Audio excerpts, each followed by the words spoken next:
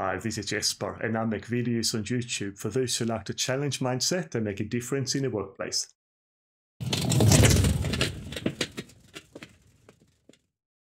I normally talk about existing frameworks, methods, and tools such as business architecture, capability modeling, customer experience design, how to build scalability, and data architecture. But today I want to talk about something different. I want to share my own IP and thought leadership that I have gained over the last 20-25 years, where I have been intimately involved in a number of large transformation projects and programs, both digital transformation and business transformation. My insights are going to differ a little bit from the insights that we are more used to, for example, research from McKinsey, Bain, and Boston Consulting Group. And the reason for that is that as a research organization, you need to focus on the quantitative factors, that is, the things you can measure. But not everything in life can be measured. Not everything in business can be measured. Not everything in transformation can be measured. And this is where I'm going to expand on today, is the qualitative factors behind transformation. And by looking at these qualitative factors, I hope to be able to give you a very different angle and a very different approach to how to approach your next or future transformation project or program. Quantitative and qualitative factors have everything to do with cause and effect. Quantitative factors is about the effect, that is after the fact. The qualitative factor has everything to do with the cause, and it is the cause that we need to address in order to get a greater understanding of how to run successful transformations. I have developed two theories that address the cause why transformation programs fail. And the first one I call simplicity-complexity theory, and that theory outlines the importance of simplifying the complex. So why do we need to simplify the complex? For a very, very important reason. Complexity doesn't scale. And in our increasingly digital world, it is all about scale.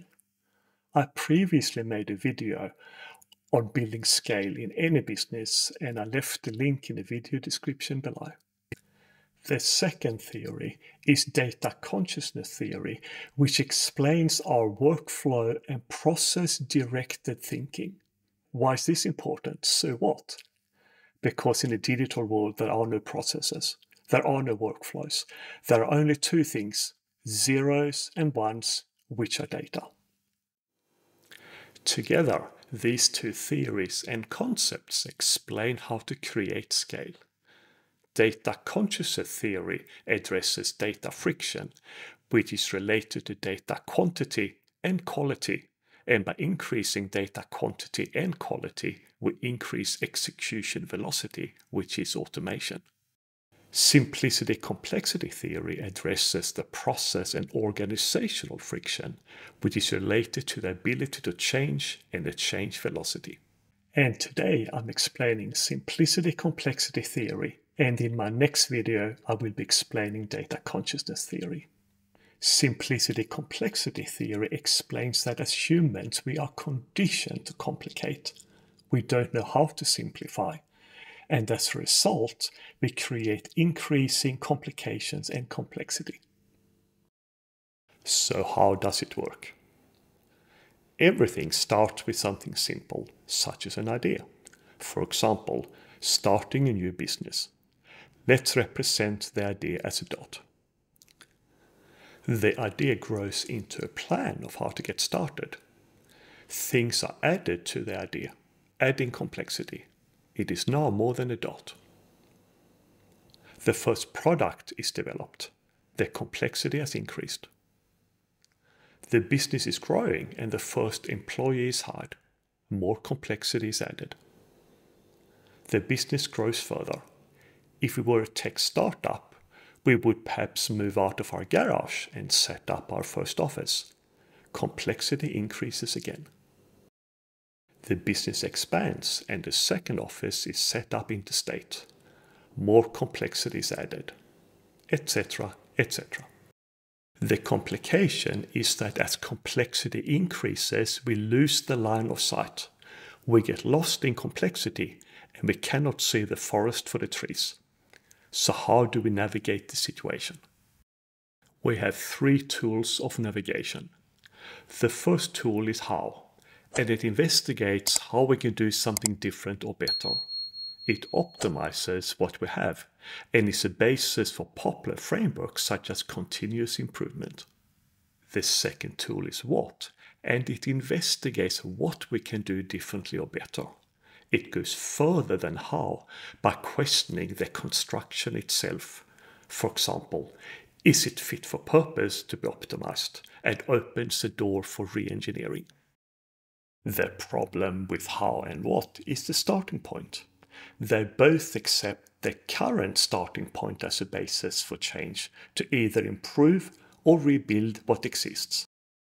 How and what cannot be used to reduce complexity because they cannot go backward. They only takes us forward or sideways at best. Because of this, how and what create complexity, not simplicity. They are not part of the solution. They are part of the problem. Indeed, they are the problem. And why is this a problem again? Because complexity doesn't scale. And without this recognition and understanding, transformation projects will fail to deliver, because scale is what digital is ultimately about.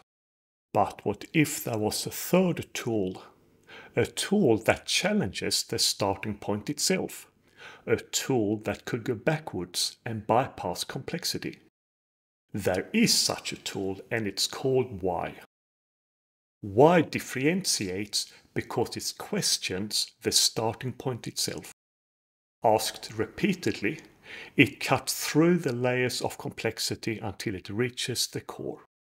It doesn't necessarily mean going back to the dot, but going back to the earliest meaningful state of less complexity. This state becomes the starting point for designing and planning a future state. It overcomes one of the biggest difficulties in transformation, which is to define a future or target state, which is why most organizations transform with the aim of simply improving on current state. The concept of why is nothing new. Simon Sinek, in his book from 2009, Start with Why, talks about the concept. The difficulty is not the concept itself. The difficulty is to apply it, because as we have discussed, we have been conditioned to only ask what and how questions. So the million-dollar question is, how do we use it? I will share an approach I've used several times as a consultant with organizations with an aggressive growth agenda and who are not afraid of making changes to their business. And to protect the innocent, we're going to use my imaginary organization, the Mental Health Association, as an example. So, who is MHA? MHA is a not-for-profit organization with 50,000 members and an annual income of 50 million. They have grown rapidly, especially since COVID, but with significant growing pains. Members are unhappy, and the member base is for the first time declining. The CEO realizes the organization is not operating optimally and has engaged a consultant to help them transform the business. The first thing the CEO wants is a future state vision that supports 100,000 members, followed by a transformation strategy. The consultant has put forward a plan to run 3 executive workshops.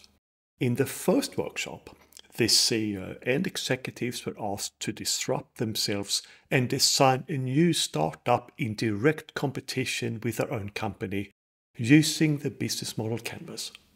I've done a video on the business model canvas and put a link in the video description. In simplicity complexity theory, this represents the dot. In the second workshop, the CEO and executives were given growth targets and asked to expand the startup to meet the targets.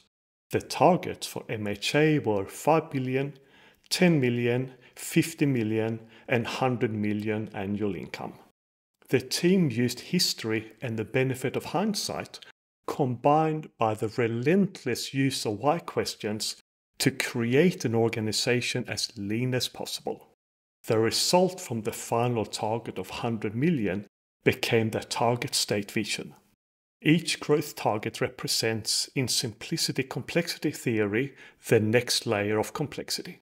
And in the third workshop, the CEO and executives compared the difference, or delta, between the current and target states and used the gap to define their transformation strategy.